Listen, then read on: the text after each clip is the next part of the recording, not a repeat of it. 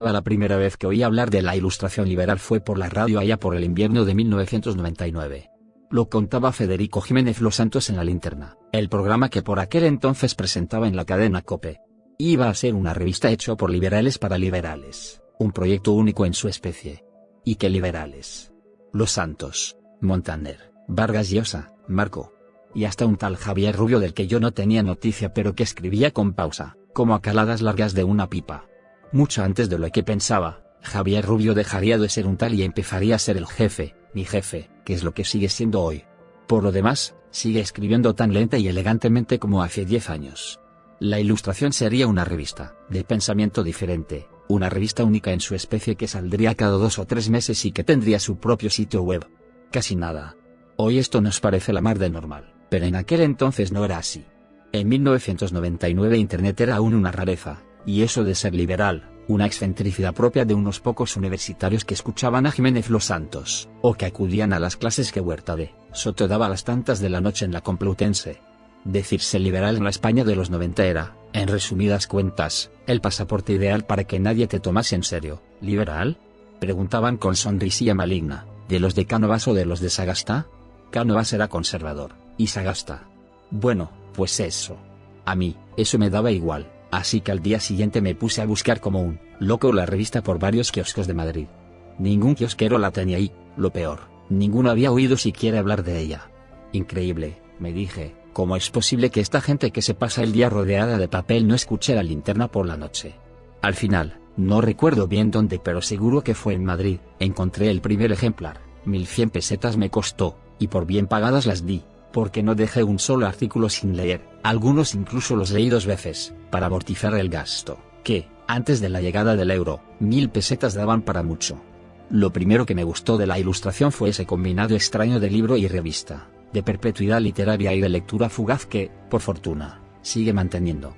Desde el primer número han convivido en las mismas páginas análisis de actualidad con mini tratados de economía, filosofía, historia, retratos de liberales ilustres, reseñas de libros y cualquier cosa que uno pueda imaginarse. Ese ha sido el verdadero secreto de su éxito. Una receta mágica que formularon los fundadores y que hoy sigue vigente. La Ilustración liberal ha acogido miles de artículos de todos los temas posibles.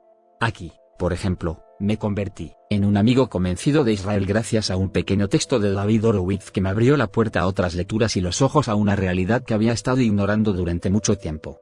Ciertos temas han sido y siguen siendo recurrentes, como el de la libertad, que abrió el primer artículo del primer número y que ha sido reelaborado 1000 veces por otros tantos colaboradores de la revista. En esto de la libertad mirada desde tantos ángulos distintos, la generación de liberales formada en la primera década del siglo tiene una deuda inmensa con estas páginas. Los que vinimos antes no lo tuvimos tan fácil. Sin ellas no serían los mismos, y no será lo que les toque ser en el futuro a la generación que está empezando su formación teórica. La riqueza de enfoques y la variedad de temas que ha albergado la Ilustración desde su nacimiento se lo debe casi todo al espíritu libremente caótico o caóticamente libre que siempre ha tenido su redacción. Por la Ilustración han pasado cientos de colaboradores, y cada uno ha puesto su ladrillo para construir la casa. Algunos, en rigor, han acarreado un palé entero de ladrillos y los han colocado alineados en orden perfecto, y ese ladrillo siempre fue el que ellos querían poner. Para muestra un botón, mi botón. En 2003 empecé a colaborar con la revista. José Ignacio del Castillo y Jesús Gómez me pidieron un artículo para el número de otoño. Les pregunté sobre qué querían que escribiese y me respondieron que podía hacerlo de lo que me complaciese más, de algo sobre lo que supiese mucho y que tuviese ganas de contar a los demás. Preparé entonces un artículo sobre Haile Mengistu, el Negus rojo de Etiopía, un personaje bastante siniestro del que, curiosamente, no se había escrito casi nada en español. Me documenté y lo hice. Las páginas de la Ilustración liberal estaban ahí para acogerlo.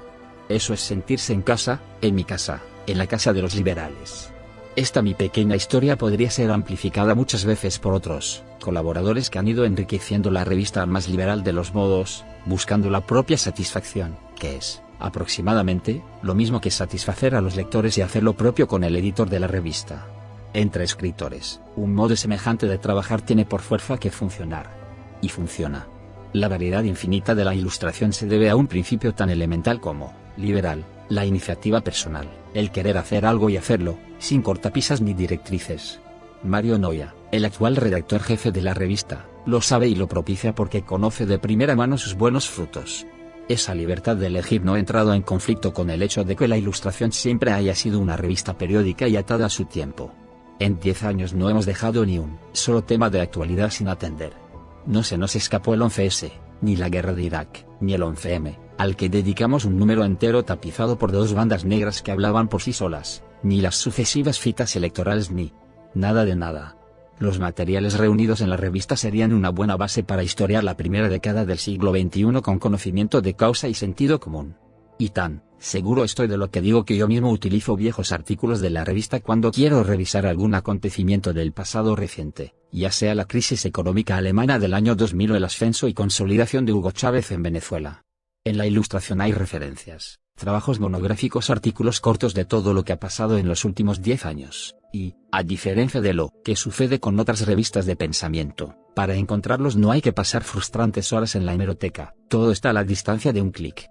La Ilustración Liberal nació con la vocación de ser la primera revista de su género totalmente internetizada, y doy fe de que lo ha conseguido.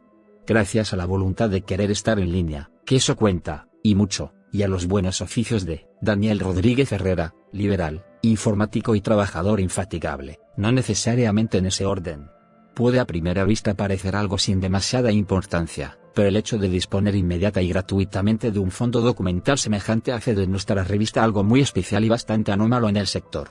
La revista de Occidente, sin ir más lejos, ofrece en su página web poco más que la portada y algún que otro artículo suelto en PDF.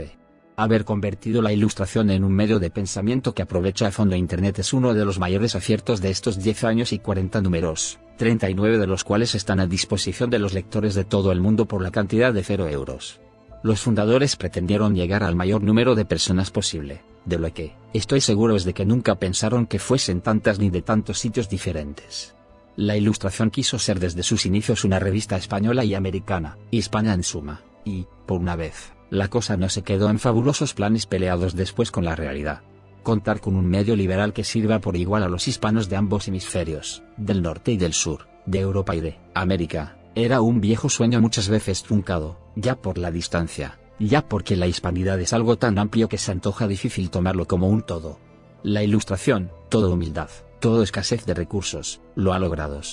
A estas alturas de la película, los lectores siguen viniendo de ambos lados del charco, y los autores también. En la Ilustración conviven en armonía plumas como las de los peruanos Mario Vargas Llosa o Enrique Gersi, los argentinos Horacio Vázquez Rial y Martín Krause, el cubano Carlos Alberto Montaner, el colombiano Plinio Apuleo Mendoza, el uruguayo Rubén Loza Guerrero, y un interminable etcétera de lo mejor que ha dado el liberalismo hispanoamericano en el último cuarto de siglo. Junto a ellos, los españoles, 2 generaciones completas de liberales han pasado por estas páginas. Son tantos, que me harían falta varios folios para citarlos a todos. Si, Dios no lo quiera, mañana se dejase de editar la Ilustración Liberal, durante varias décadas seguiría siendo una obra colectiva de referencia. Al final, pretendiéndolo sin pretenderlo, estos 10 años de historia han dejado un corpus único que no existía antes. Una reflexión continua, y renovada cada 3 meses, sobre la libertad, sobre España, sobre Hispanoamérica y sobre el mundo. Una mirada aguda a través del liberalismo, esa doctrina extraña con la que en el mundo hispano nunca te toman muy en serio. Lo mejor, sin embargo, no es lo que hemos hecho, que es mucho y muy bueno, sino lo que queda por hacer, lo que aún no hemos contado, los años que vendrán.